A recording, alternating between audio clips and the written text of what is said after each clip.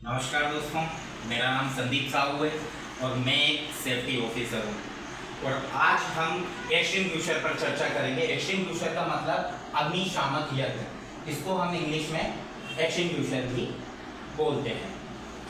अभी आप देख रहे हैं SS fire and safety channel. ज़्यादा देर ना करके हम टॉपिक पर आते हैं। हम 4 प्रकार के एक्सटिंग्विशर का यूज़ करते हैं, जिसमें सबसे पहला एक्सटिंग्विशर हमारा CO2 जो कि कार्बन डाइऑक्साइड है। दूसरा powder type dry chemical powder. तीसरा मल्टीपर्पस जिसको हम ABC के नाम से भी जानते हैं। इसमें फोर्थ आता है हमारा फोम टाइप, वो मेरे पास अभी अवेलेबल नहीं था, मैं उसका भी आपको डेमो दिखा सकता था। तो दोस्तों, आज हम बात करेंगे CO2 एक्सटिंग्विशर का।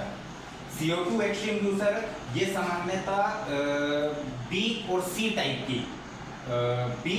टाइप की आग के लिए काफी उपयोगी माना गया। सबसे मेन यूज जो करते हैं वो इलेक्ट्रिसिटी की आग में करते हैं। B क्लास की आग यानी कि लिक्विड की फायर, डीजल, पेट्रोल, केरोसिन में लगी हुई आग को बुझाने के लिए हम करते हैं CO2 का यूज। और C प्रकार की आग जैसे कि गैस की आग को बुझाने के लिए भी हम CO2 टाइप एक्सटिंग्विशर का यूज करते हैं। तो दोस्तों, C क्लास की फायर के बाद अब हम आते हैं इलेक्ट्रिसिटी फायर पे। इसका यूज इलेक्ट्रिसिटी की फायर पर हम इसलिए और भी करते हैं क्योंकि CO2 एक्सटिंग्विशर जिसके अंदर कार्बन डाइऑक्साइड होती है, ये विद्युत का कुचालक होता है। इसका यूज हम चालू बिजली पर भी, चालू इक्विपमेंट पर भी कर सकते हैं क्योंकि ये विद्युत का एक अच्छा कुचालक होता है।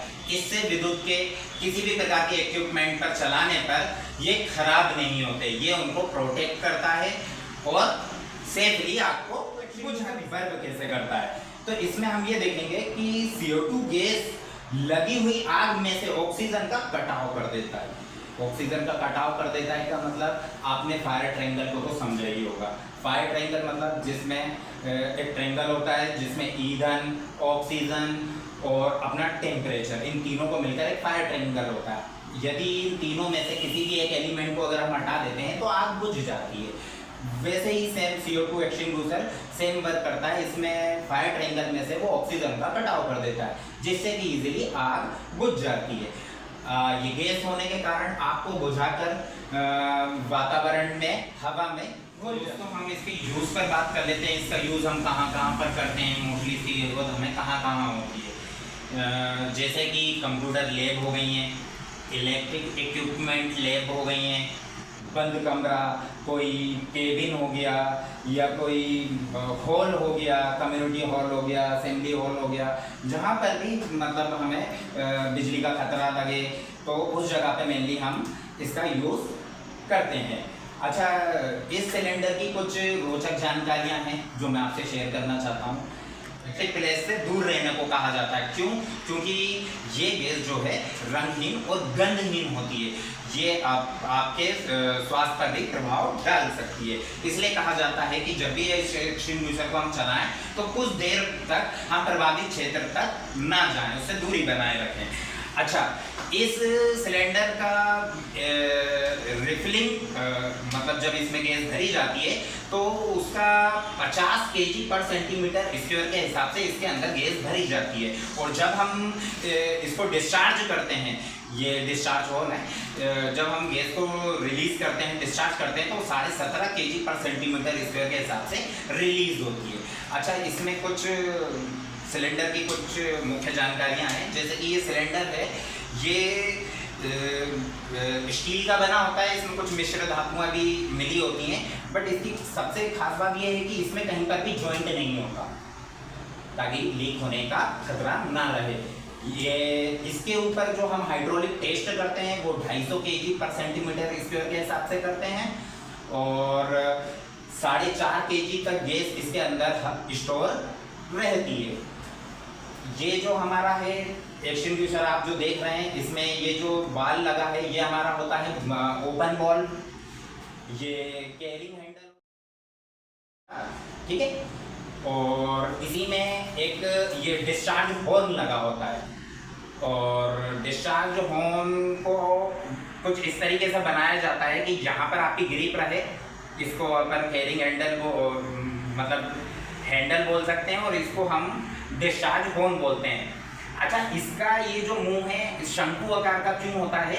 क्योंकि जब इस पर से 17.5 kg के प्रेशर से गैस निकलती है तो वो गैस कहीं इधर कहीं अटक ना जाए, जम ना जाए, और जम गई तो सिलेंडर फटने का भी खतरा रहेगा। इसलिए इसको शंकु आकार में बनाते हैं ताकि गैस अच्छी तरह से फैल पाए। ठीक है दोस्तों, तो दोस्तों ये CO2 एक्सटिंग्विशर के हम IS कोड की बात कर लें तो इसका IS कोड है 7285। इसकी जेट रेंज जो है वो 2 से 3 मीटर की है। अच्छा, इसका डिस्चार्ज जो टाइम होता है वो 20 से 30 सेकंड का होता है, मतलब पूरी गैस खाली करने में हमें सिर्फ 20 से 30 सेकंड लगेंगे अगर हम आग को बुझा रहे हैं एक ही टेम्परेचर पर। दोस्तों एक चीज़ और मैं बताना चाहूँगा कि इसकी जो रिफिलिंग है वो हर 5 साल में होती है।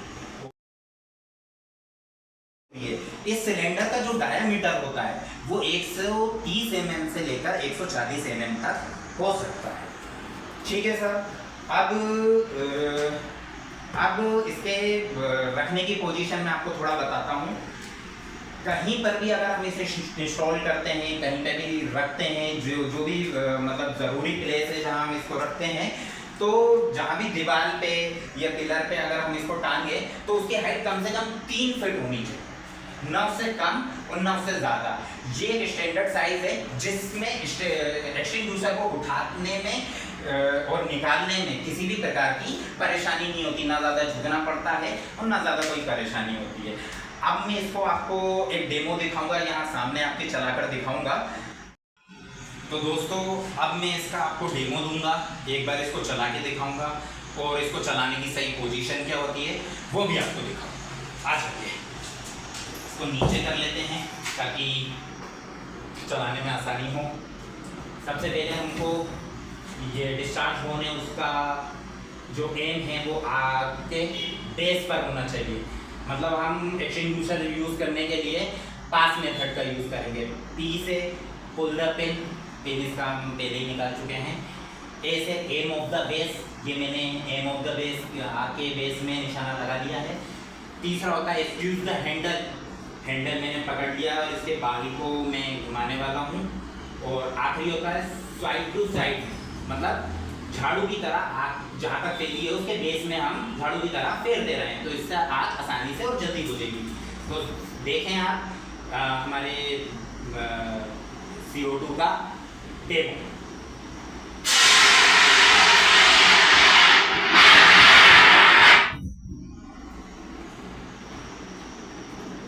देखिए दोस्तों, इसमें से गैस निकली और कितने प्रेशर में निकली आपने देखा। तो यदि मेरी वीडियो अच्छी लगी हो, मेरा कंटेंट अगर आपको अच्छा लगा हो, समझ आया हो, तो प्लीज़ मेरे channel SS fire and safety को लाइक करें, सब्सक्राइब करें, बेल आइकन को भी दबाएं और ज़्यादा से ज़्यादा लोगों में शेयर करें।